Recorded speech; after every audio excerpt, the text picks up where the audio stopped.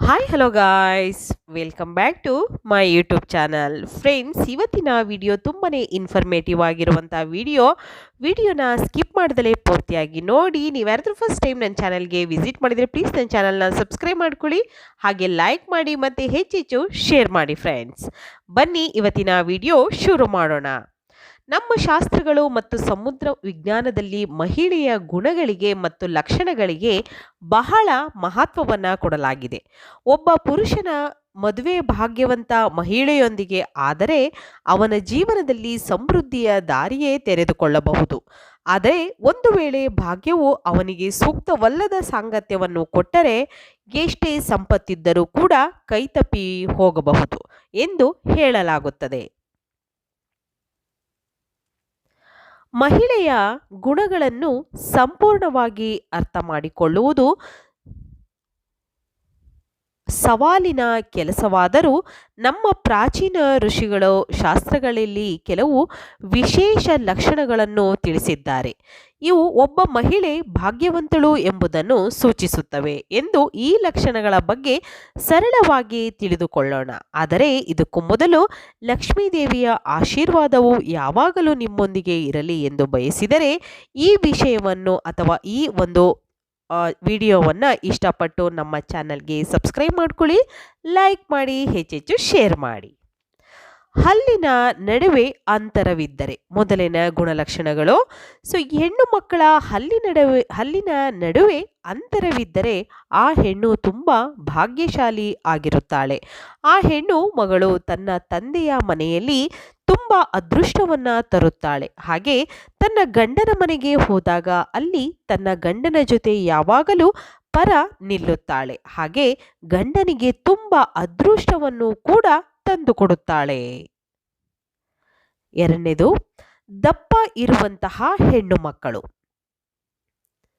ಯಾವ ಹೆಣ್ಣು ಮಕ್ಕಳು ದಪ್ಪವಾಗಿರುವ ಹೆಣ್ಣು ಮಕ್ಕಳು ಇರುತ್ತಾರೋ ಅಥವಾ ದಪ್ಪಗಿರುವಂತಹ ಹೆಣ್ಣು ಮಕ್ಕಳು ಇರುತ್ತಾರೋ ಅವರು ಆರ್ಥಿಕವಾಗಿ ಏನೇ ಕಷ್ಟ ಬಂದರೂ ಸದೃಢವಾಗಿ ಎದುರಿಸುವಂತಹ ಸಾಮರ್ಥ್ಯವನ್ನು ಹೊಂದಿರುತ್ತಾರೆ ಮತ್ತು ಗಂಡನ ಜೊತೆ ಆರ್ಥಿಕವಾಗಿ ಎಲ್ಲದನ್ನು ಕೂಡ ನಿಭಾಯಿಸಿಕೊಂಡು ಹೋಗುವಂತಹ ಶಕ್ತಿಯನ್ನು ಹೊಂದಿರುತ್ತಾರೆ.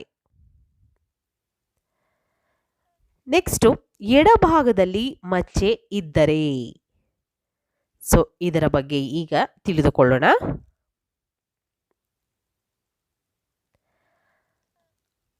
ಹೆಣ್ಣು ಮಕ್ಕಳ ಮುಖದ ಎಡಭಾಗದಲ್ಲಿ ಮಚ್ಚೆ ಇದ್ದರೆ ಮದುವೆಯಾಗುವ ಮನೆಯಲ್ಲಿ ಎಲ್ಲ ಸದಸ್ಯರು ಪ್ರಗತಿಯನ್ನ ಹೊಂದುತ್ತಾರೆ ಮತ್ತು ಗಂಡನು ತುಂಬ ಅದೃಷ್ಟಶಾಲಿ ಆಗಿರುತ್ತಾನೆ.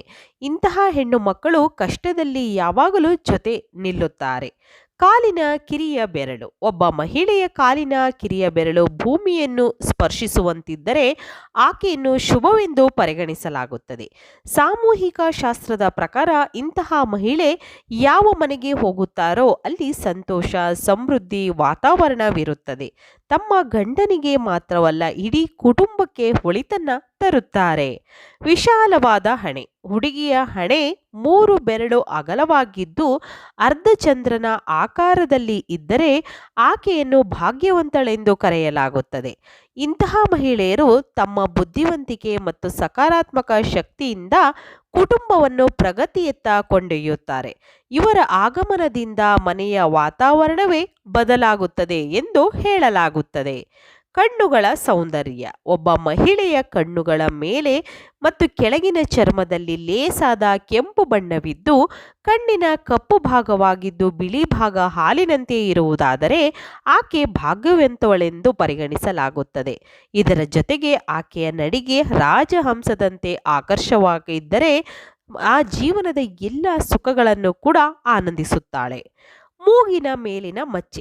ಮೂಗಿನ ಮುಂಭಾಗದಲ್ಲಿ ಮಚ್ಚೆ ಇದ್ದರೆ ಆ ವೇಳೆ ಧನವಂತಳು ಮತ್ತು ಭಾಗ್ಯವಂತಳಾಗಿರುತ್ತಾಳೆ ಎಂದು ಸಾಮೂಹಿಕ ಶಾಸ್ತ್ರ ಹೇಳುತ್ತದೆ. ಇಂತಹ ಮಹಿಳೆಯರು ಯಾವ ಮನೆಗೆ ಹೋಗುತ್ತಾರೋ ಅಲ್ಲಿ ಅದೃಷ್ಟ ಹೆಚ್ಚಾಗುತ್ತದೆ. ಕಾಲಿನ ಹೆಬ್ಬೆರಳು. ಒಬ್ಬ ಮಹಿಳೆಯ ಕಾಲಿನ ಹೆಬ್ಬೆರಳು ಗೋಲಾಕಾರವಾಗಿದ್ದು ಎತ್ತರವಾಗಿದ್ದು ಲೇಸಾದ ಕೆಂಪು ಬಣ್ಣವನ್ನು ಹೊಂದಿದ್ದರೆ ಆಕೆಯನ್ನು ಭಾಗ್ಯವಂತಳೆಂದು ಕರೆಯಲಾಗುತ್ತದೆ.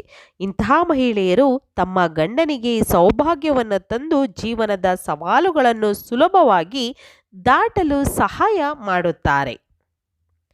ಹೊಳೆಯುವ ಹಲ್ಲುಗಳು. ಮಹಿಳೆಯ ಹಲ್ಲುಗಳು ಸುಂದರವಾಗಿ ಹೊಳೆಯುವಂತೆ ಬಿಳಿಯಾಗಿದ್ದು ಸ್ವಲ್ಪ ಮುಂದಕ್ಕೆ ಬಂದಿರುವಂತಿದ್ದರೆ ಆಕೆ ತನ್ನ ಜೀವನ ಸಂಗಾತಿಗೆ ಭಾಗ್ಯವನ್ನು ತಂದಿರುವಳಾಗಿರುತ್ತಾಳೆ.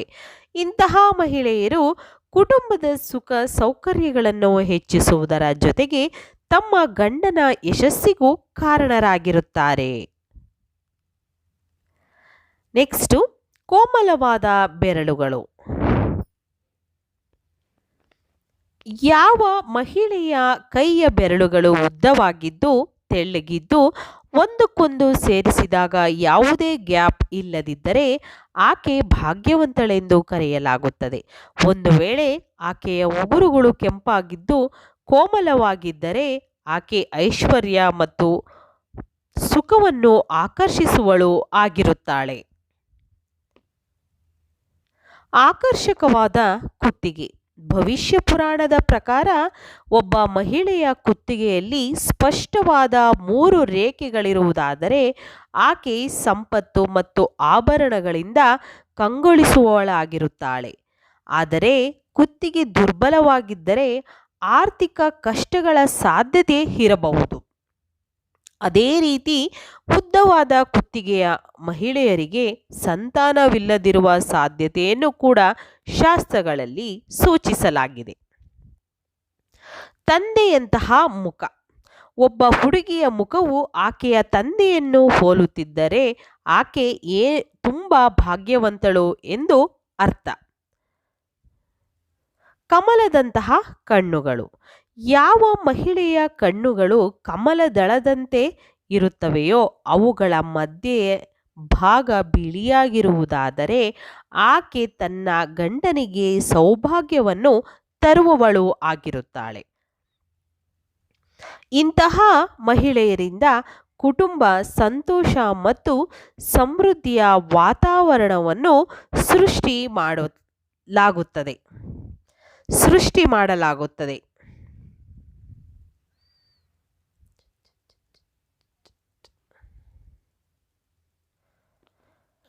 ನೆಕ್ಸ್ಟ್ ಕೋಮಲ ಭುಜಗಳು.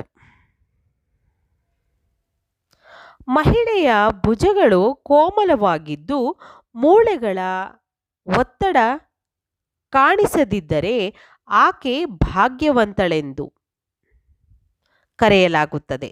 ಜೊತೆಗೆ ಆಕೆಯ ಕೈಗಳಲ್ಲಿ ಕೂದಲು ಕಡಿಮೆ ಇದ್ದರೆ ಆಕೆಯ ಭಾಗ್ಯವು ಇನ್ನಷ್ಟು ಉತ್ತಮವೆಂದು ಶಾಸ್ತ್ರಗಳು ಹೇಳುತ್ತವೆ.